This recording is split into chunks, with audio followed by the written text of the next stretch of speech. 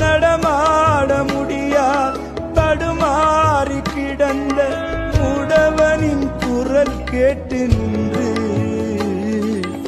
இடம் தேடி வந்து இதயத்தில் நொந்து நடமாடச் செய்ததாலே உந்தன் கால்களில் ராணியோ அரசே,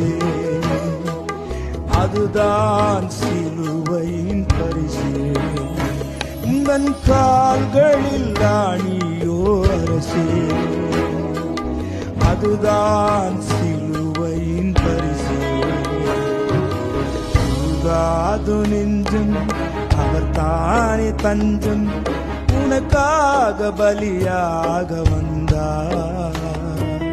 கலங்காத கண்கள் வழியாத கண்ணீர் கல்வாரி காட்சியை கண்டு, கல்வாரி காட்சியை கண்டு.